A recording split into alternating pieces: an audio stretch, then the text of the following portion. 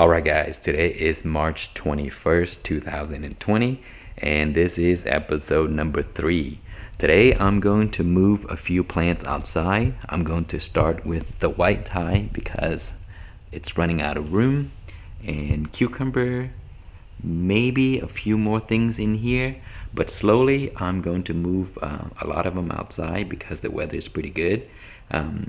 It's going to be over 50s going forward, so it won't kill the plants. And also bring in the outside, get them adjusted to the condition when it's kind of cool. It's nice because there's no sun beating up on the leaves, and they won't get sunburned or scorched and stuff like that.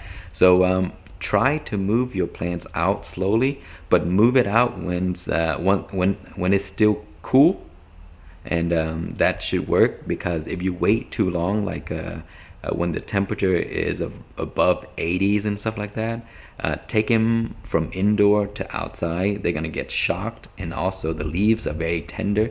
The sun will beat down on them and then they will burn.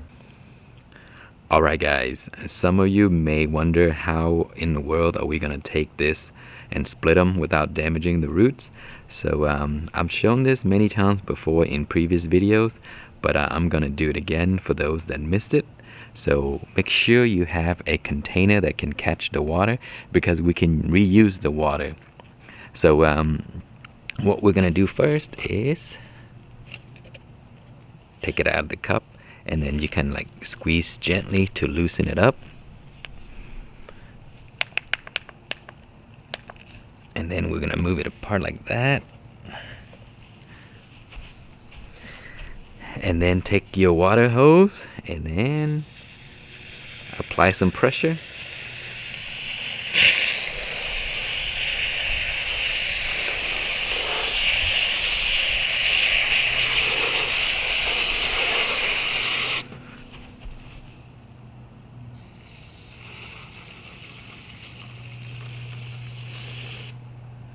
See that? Comes right out, no damage at all. So do that for the rest of the plants, and then we're gonna pot it up.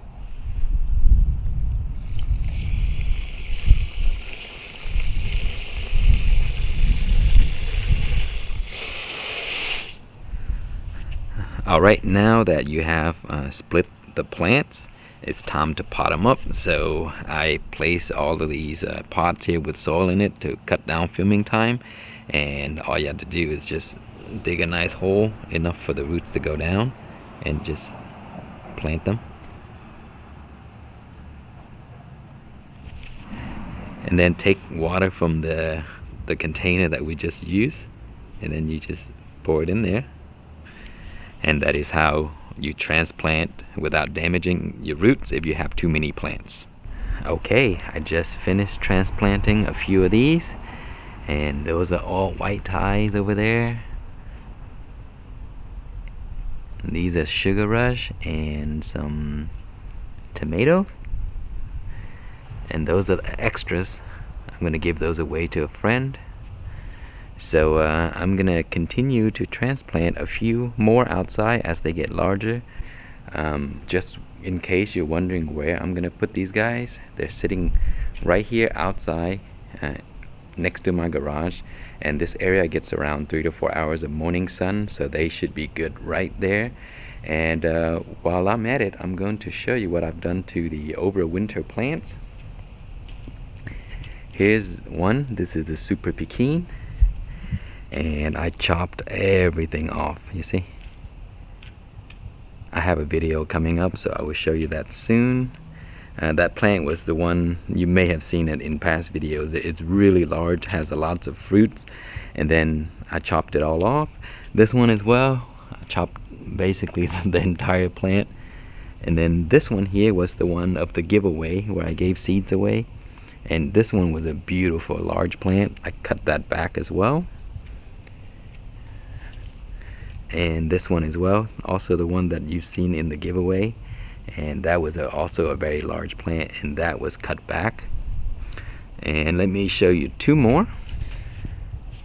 Alright, and these are the two that were in cups. They're actually look pretty big coming out of the cup. The trunk is nice and thick. So you notice that I cut pretty much everything off these plants, and the reason for that is you want them to come back and grow instead of fruiting right away. So I plucked everything that possibly has buds on them, cut them all off, and that's usually how you can force it to grow again. So I'll keep you guys updated with these and everything else. So we'll be back soon. Alright guys, it has been exactly 10 days since I moved the plants outside and did some transplanting over here. These are the white Thai, and none of the plants are burned, none of them died. And the trick is to move them out when the temperature is around 52 to 55 degrees Fahrenheit. At that temperature, it's still a little bit cool. They won't grow much, but also they won't burn. So that's exactly what I did. I moved everything outside 10 days ago, and they are all used to the sun right now. So today the temperature is going to go up to around 75 degrees Fahrenheit. A few days ago it was up into the 81 degrees Fahrenheit, and none of them burned. So they are all well adjusted to the outside condition. So you guys should try that.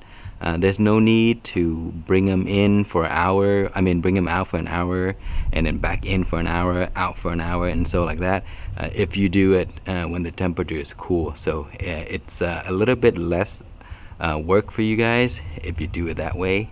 So the plants are all looking great, and I will be transplanting some of these into my raised bed once they grow a little bit more. I just want them to fill up the pot first. Like these here, they're almost ready to go into raised beds, but I'll leave them there for now. And here are the rest of them. These are the ones that I have not separated, and as you can see, they way outgrew the container, and I'm just gonna leave them there and transplant them directly into the raised beds. And then these are the late bloomer here. They just started coming out. This is the overwinter plants that I grew in hydroponic. I cut it back. Man, it is looking beautiful. And these are late additions. Some that I grew in whiskey bottles there. My Habano 2000 tobacco plant finally sprouted after like a month probably. It took a long time. So it grew. Let's see that they're very small. And I got Malabar spinach there, some lettuce that I'm testing with. And these are pepino melons. If you haven't seen those before, you should check it out. They're really cool plants. So let's take a look at my overwinter plants. Look at these. These are overwinter plants.